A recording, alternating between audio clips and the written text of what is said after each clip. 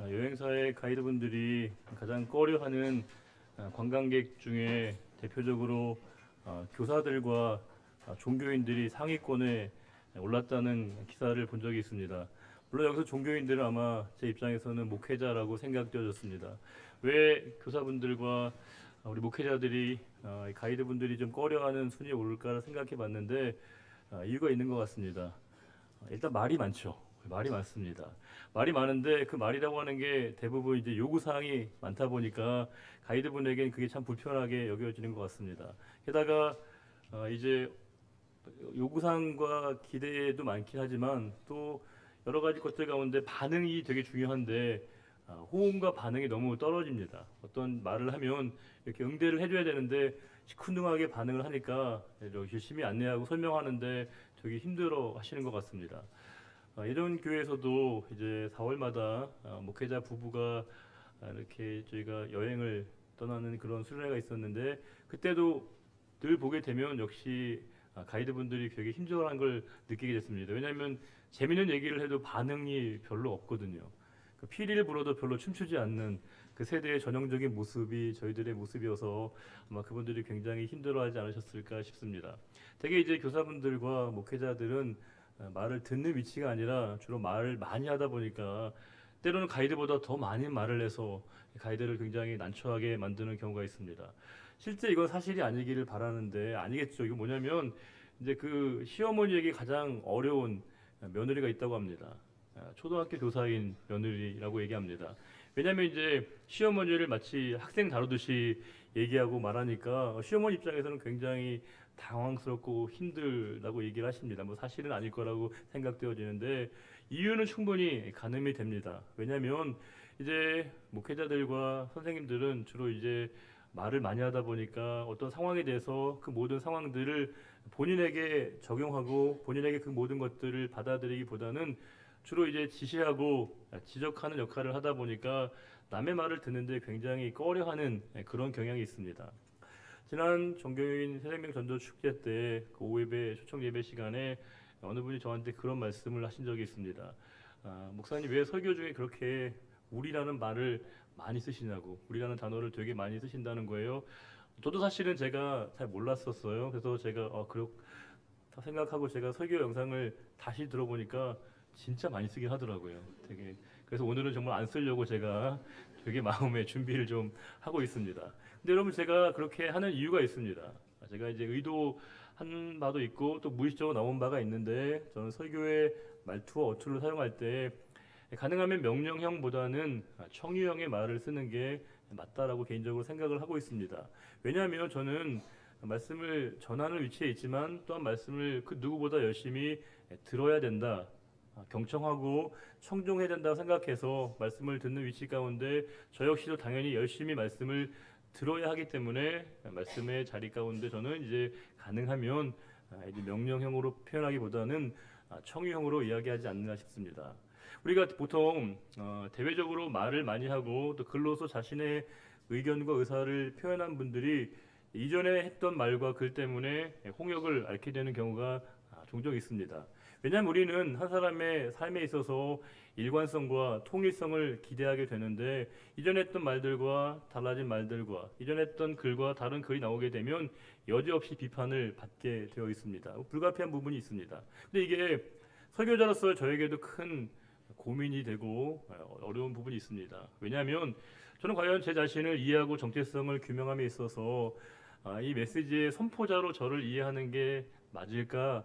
아니면 이 말씀을 전하는 이 메시지의 청중으로 저 자신을 이해하는 게 맞을까 싶습니다.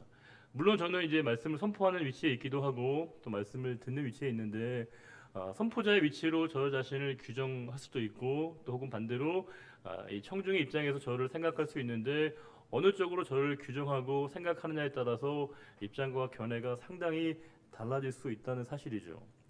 이제 사실 우리가 제가 잘 비판받는 부분 이런 겁니다. 당신은 그렇게 살지 않고 당신도 그렇게 못하면서 그렇게 설교할 수 있냐?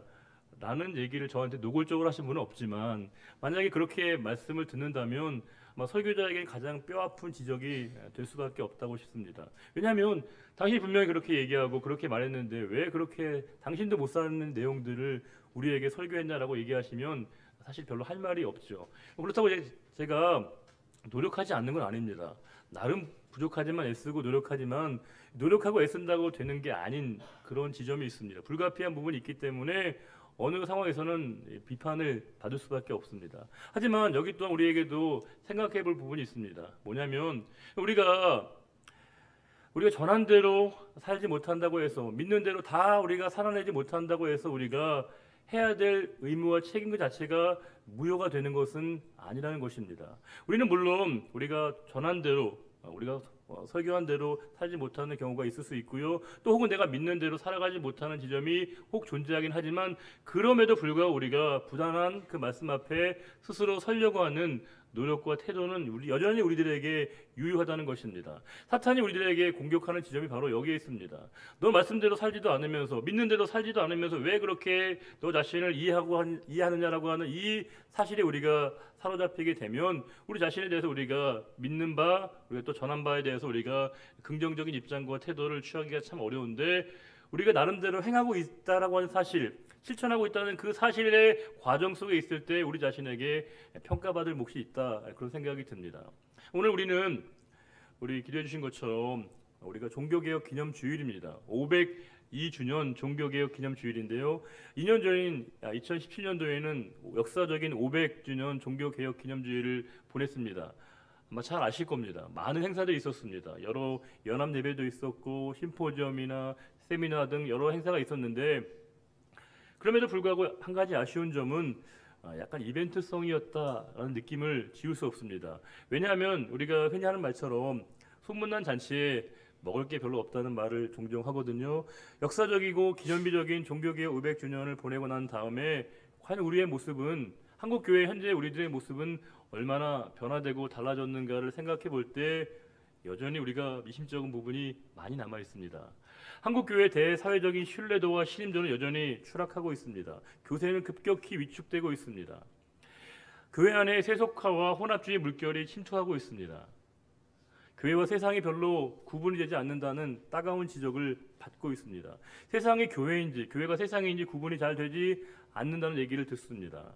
목회 세습 문제 하나를 한국교회가 여전히 해결해내지 못하고 있습니다. 여러 목회자들의 일탈과 비위가 끊임없이 보도가 되고 있습니다. 저 역시도 소수라고 믿고 있고 극소수라고 믿고 싶지만 계속되고 있는 언론의 보도 가운데 참으로 부끄러운 마음을 지울 수 없습니다. 또한 유명 목회자들의 정치적인 경향과 노골적인 정파적인 성향 때문에 많은 문제들이 여전히 제기가 되고 있습니다. 부인할 수 없는 사실처럼 여전히 우리 사회 속에서는 우리 광화문을 가시는 분들과 우리 서초동에 가시는 분들이 나누어지고 있습니다. 토요일마다 집회가 되고 있는데 어떤 분들은 자신의 소신에 따라 이렇게 서초동에 가시는 분들과 또 광화문에 가시는 분들로 나눠져 있습니다. 아마 여러분들 가운데서도 분명히 나눠져 있을 겁니다. 어떤 분은 가끔 저한테 물어보십니다. 목사님은 광화문입니까? 서초동입니까? 물어보실 때가 있습니다. 제가 궁금합니다. 저한테 왜 궁금해하실까 싶은데 아마 목사님도 저희들 편이시죠? 이렇게 아마 묻고 싶은 생각이 드시는 게 아닌가 싶습니다.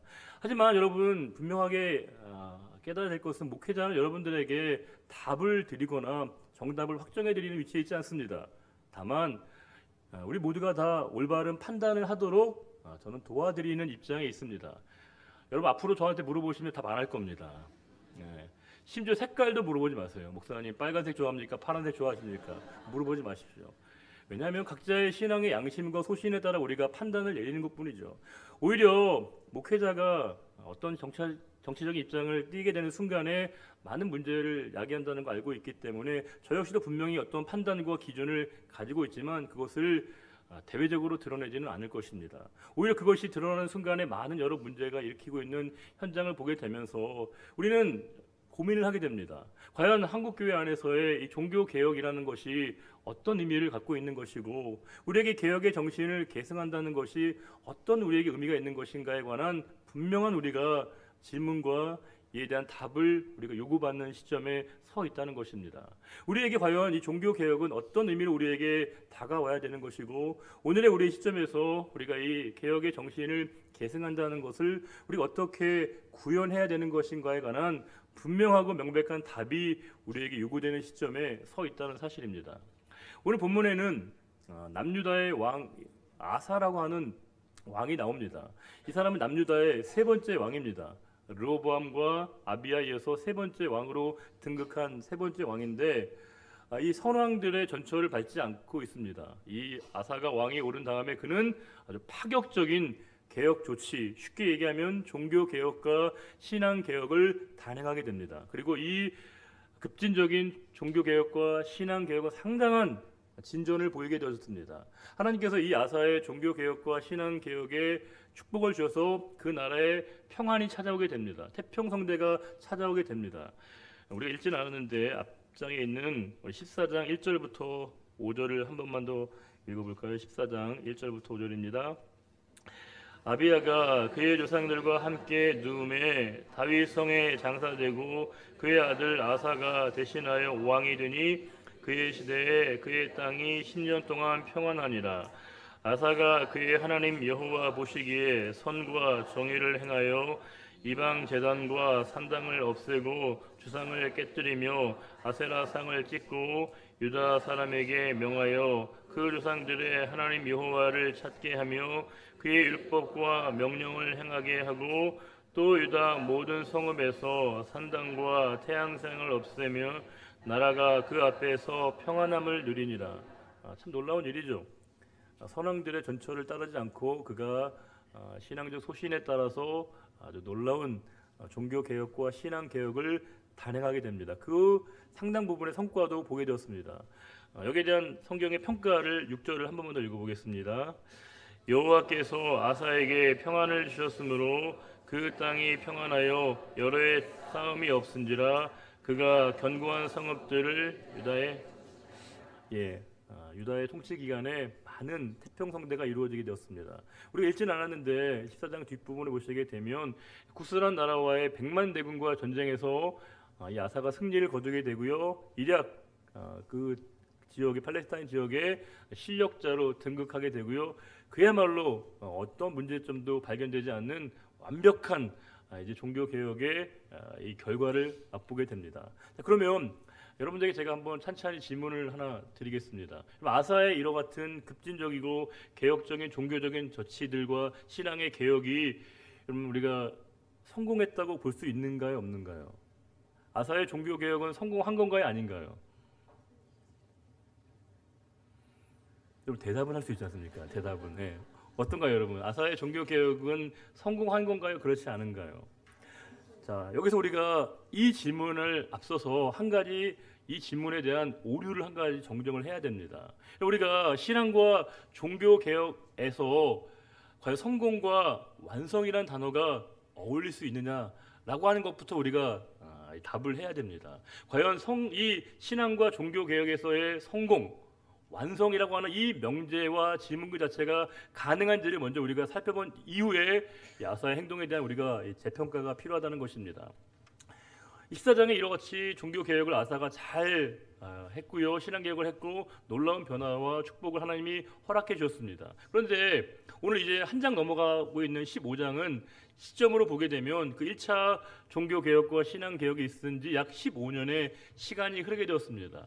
15년이면 길다면 길고 짧다면 짧은 시간인데 그 시간이 흐르고 난 다음에 이 남유다 백성들 안에 영적 긴장감이 이완되게 되었습니다. 영적 긴장감이 이완될 뿐만이 아니라 그들이 가장 큰 문제가 뭐냐면 예전의 상태로 그들이 그대로 환원되게 되었다는 겁니다. 예전의 모습, 예전의 신앙, 예전의 삶으로 그들이 완전히 돌아가 버리고 말았습니다. 목회를 하면서 목회자분들이 가장 힘겨워하는 부분이 바로 여기에 있습니다. 뭐냐면 나름대로 기도하면서 열심히 목회하고 또 말씀을 전하면 목회자가 기대하는 바는 뭐냐면 우리가 좀 달라지고 변화되고 새로워지는 것을 기대하게 되는데 한참을 목회를 하고 말씀을 전함에도 불구하고 우리가 별로 달라지지 않는 것 같은 모습을 만나게 되고요. 오히려 더 예전의 모습을 그대로 이렇게 답습하게 되는 모습을 보게 되면 마음이 참 어려워질 때가 있습니다. 신학교 시절에 열심히 봤던 책이 바로 이제 쉘터 목사님이 쓰셨던 바퍼라고 하는 책과 또 이제 새벽을 깨우리로다라고 하는 책을 열심히 읽었습니다. 김전훈 목사님의 목회하신 내용인데 큰 감동도 받고 말씀도 듣고 또 책도 열심히 읽었는데 이 두 책에서 목사님들이 공통으로 지적하고 있는 내용이 바로 그런 것이었습니다. 나름대로 열심히 목회하시고 성도님들 돌보시고 이제 어느 정도 변화를 경험하고 성숙했다라고 생각하시는데 또 어떤 문제를 만나고 어떤 어려움을 만나면 이전의 모습으로 그대로 돌아가 버리고 만다는 것입니다.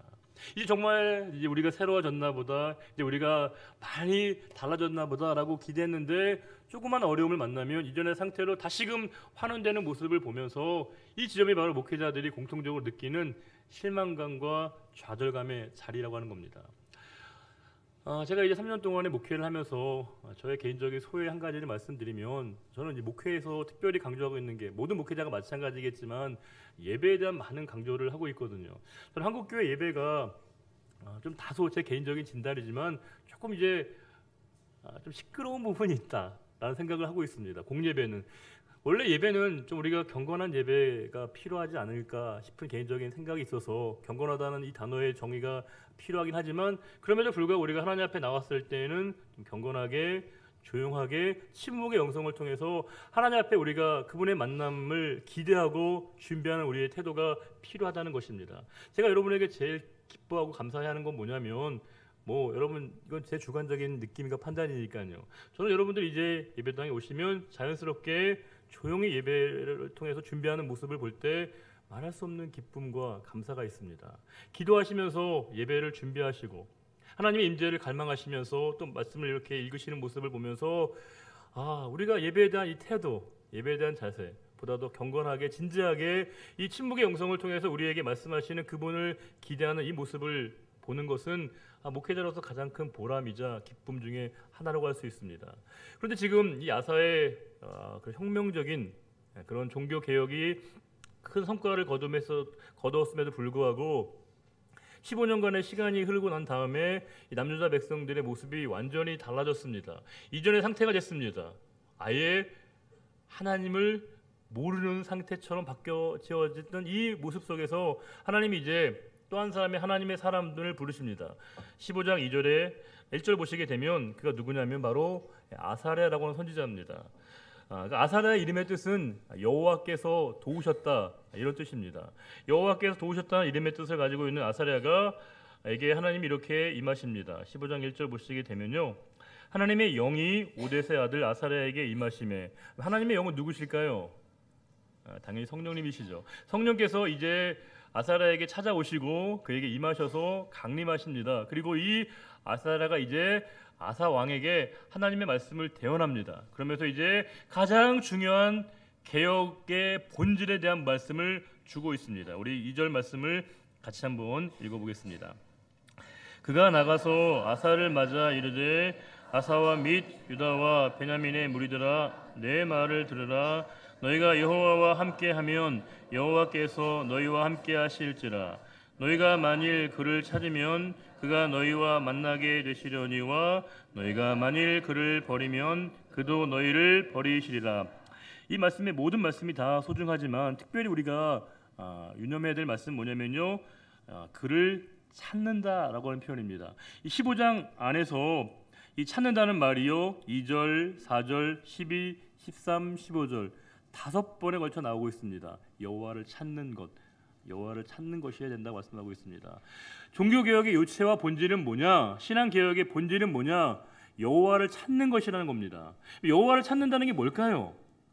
하나님을 찾는다는 게 뭘 의미할까요?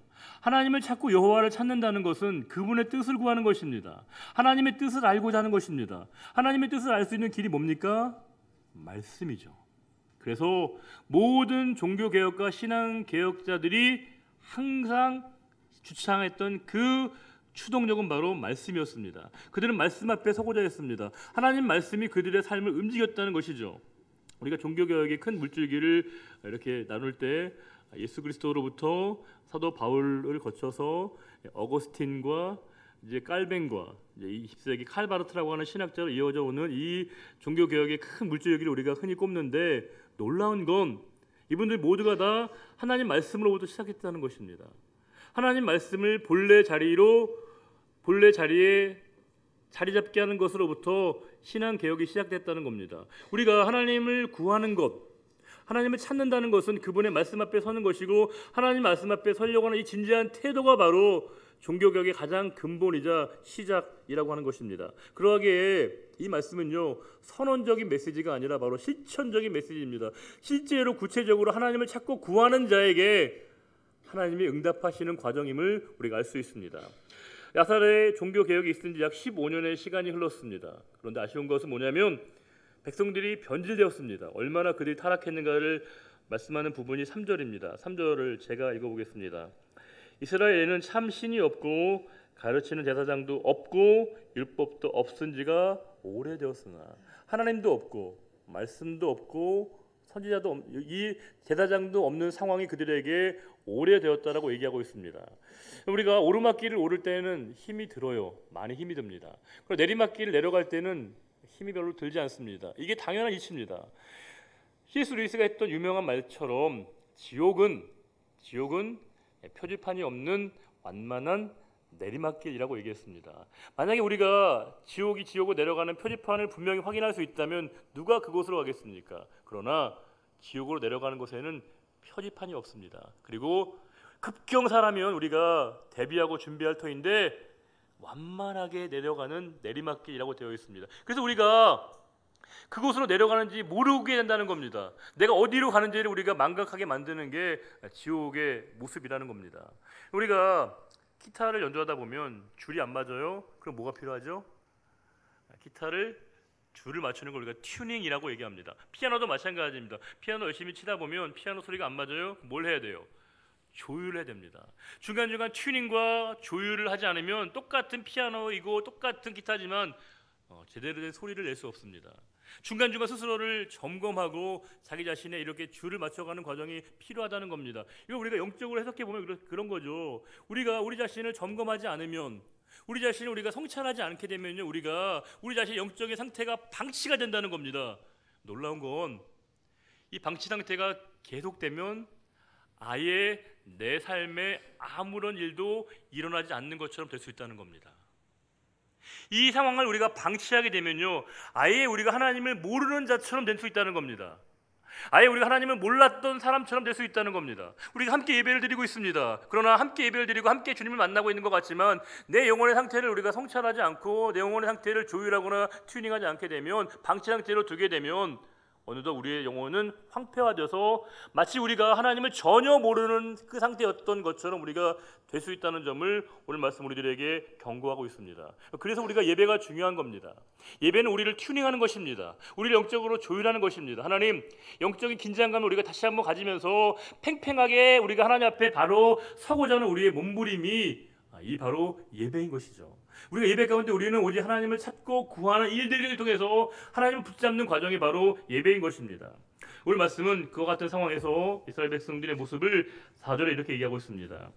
4절에 그들이 그 환난 때, 환난이란 말이 짜르라고 하는 단어이래요. 이 짜르라고 단어는 매우 비좁고 협착한 장소나 상황을 얘기한다고 합니다. 우리가 꽉 끼어 있고 더 이상 우리가 갈 곳이 없는 그 상황을 이 짜르, 환난이라고 표현하고 있는데 4절을 읽어보겠습니다.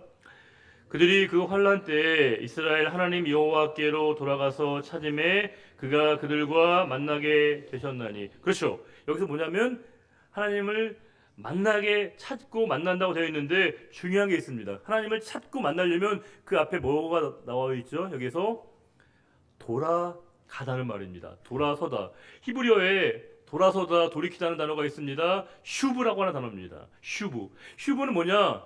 돌아서는 겁니다. 돌이키는 겁니다. 성경은 이 슈브를 대단히 강조하고 있습니다. 우리 모든 삶은 다 하나님께로 돌이켜야 된다는 거죠.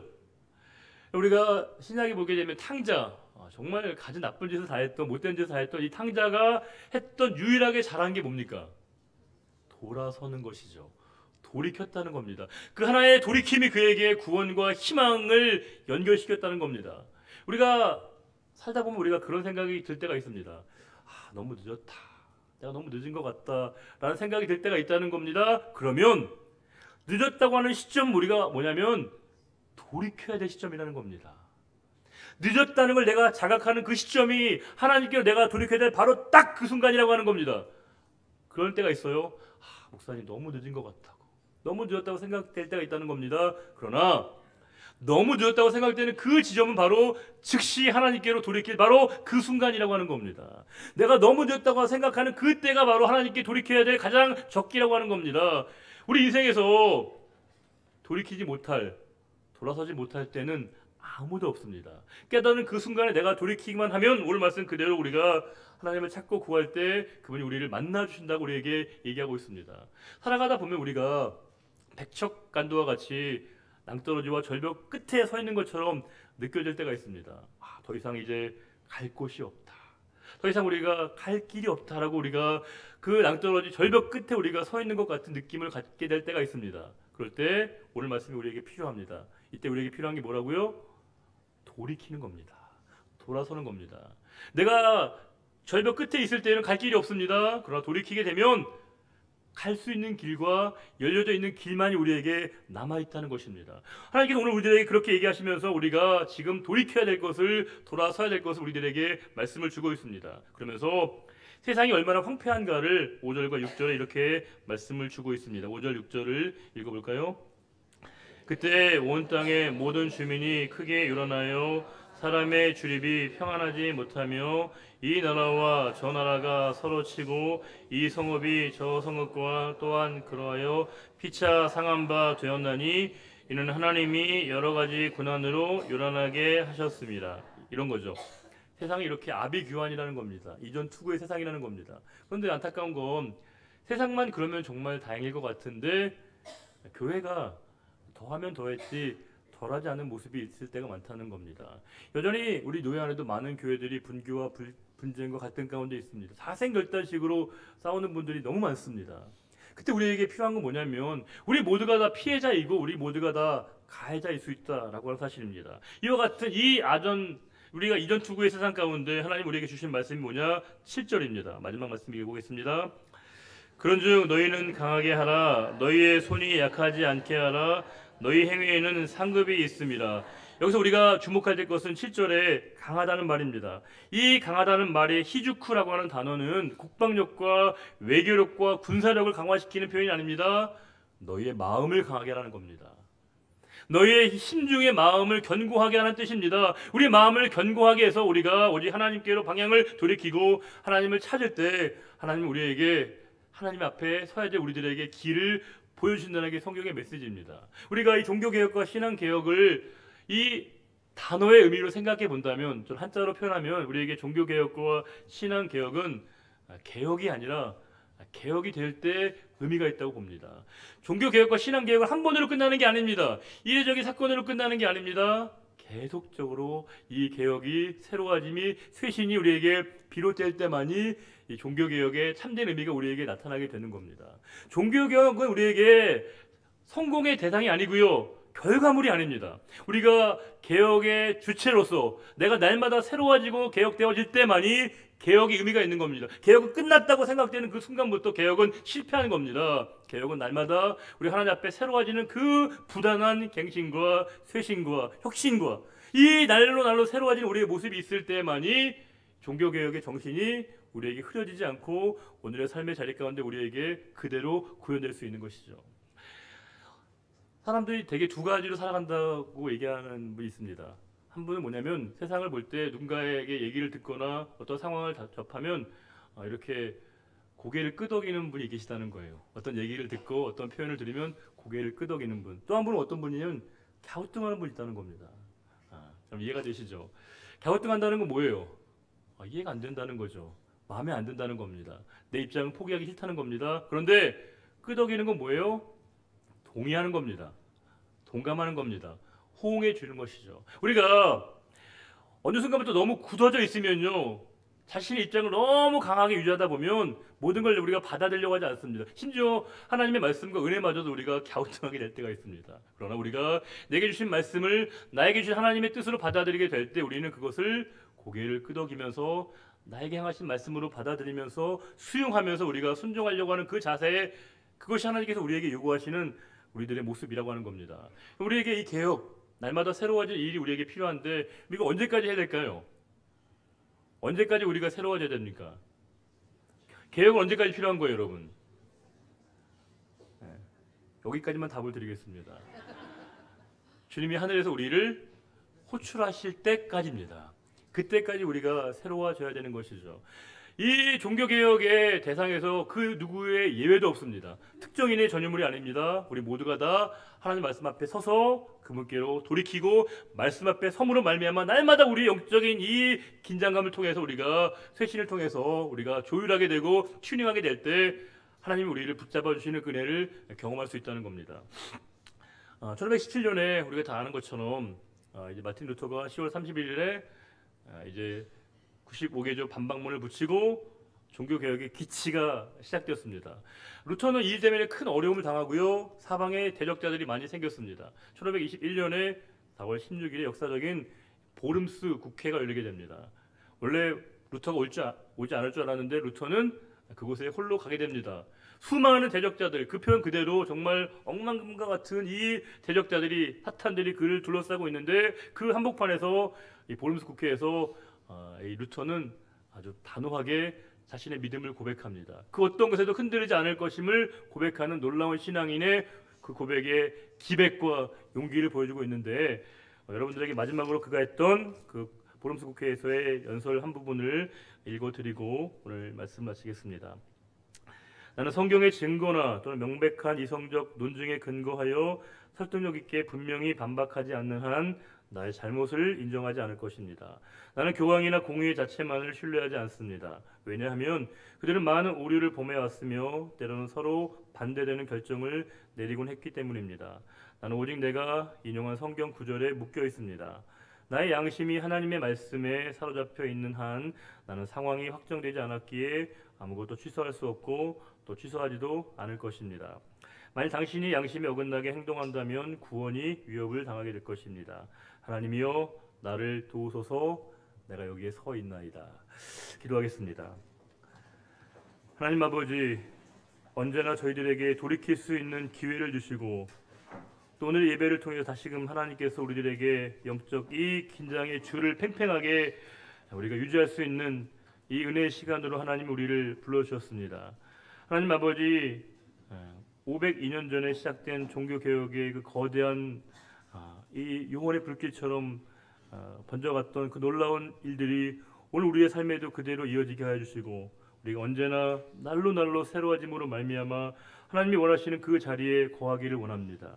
우리가 그 자리에 그 상태로 머물러 있는 것이 아니라 언제나 새로워지고 또 새로워져서 말씀을 통해 우리 자신을 비춰보게 하여 주시고, 말씀이 우리를 새롭게 빚어가는 것을 경험하게 하여 주시고, 우리가 언제나 세상을 먼저 바라보는 것이 아니라 주님만을 바라보게 하여 주시고, 언제나 우리가 인생의 낭떠러지와 같이 절벽 끝에 서 있다고 생각되는 그 시점에 그것은 바로 돌이켜야 될 때임을 우리에게 말씀하시는 하나님의 음성을 듣는 우리들 모두가 되게 하여 주시되, 귀로만 듣는 말씀 아니라 마음과 영혼으로 행함과 진실함으로 듣는 우리 모두가 되기를 바라오며, 언제나 저희들과 늘 함께 하시되 다시 오실 우리 주님 예수 그리스도의 이름으로 감사하며 기도드리옵나이다.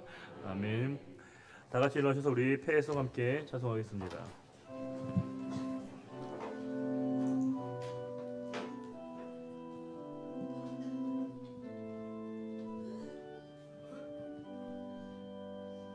주 하나님 그 선하심 찬양해, 놀라운 주 행적 찬양해. 주님의 사랑이 가득 넘친 교회, 주 사랑 이제 전파하려네.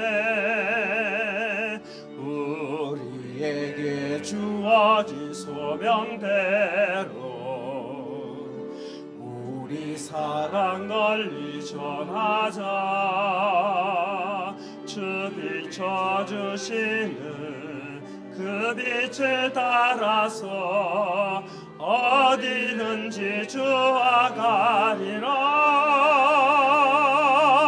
주와 함께 가리라.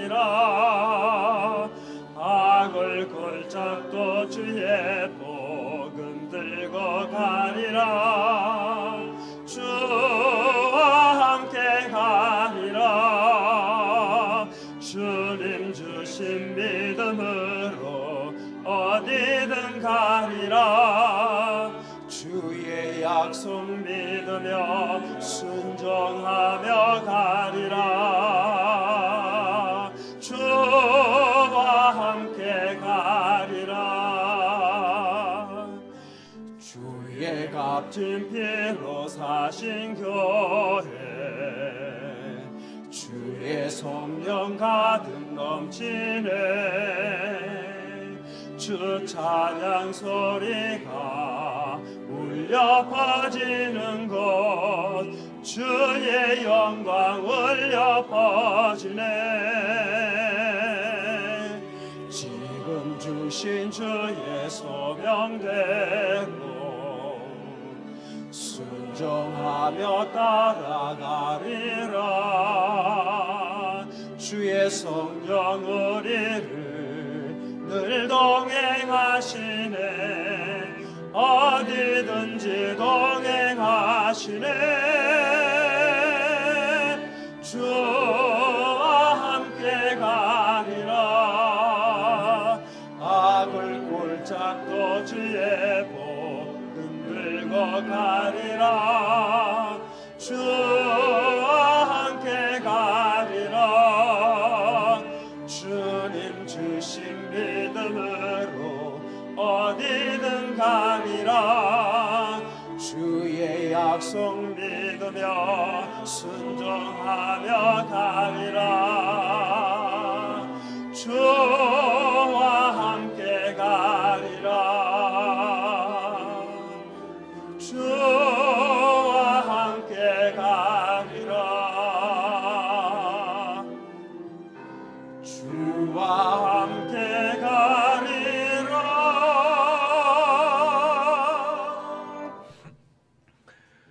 여호와는 내게 복을 주시고 너를 지키시기를 원하며 여호와는 그의 얼굴을 내게 비추사 은혜 베푸시기를 원하며 여호와는 그 얼굴을 내게로 향하여 드사 평강 주시기를 원하노라. 이제는 우리 주 예수 그리스도의 은혜와 하나님 아버지의 크고 놀라우신 사랑과 성령의 인도교통 충만케 하심이 오직 우리의 삶의 자리 가운데 주님 부르시는 그날까지 주님과 함께 동행하는 삶을 살기로 다짐하는 우리의 거룩한 결단과 그 고백 위에 이제로부터 영원히 함께하여 주시기를 간절히 축원하옵나이다. 아멘.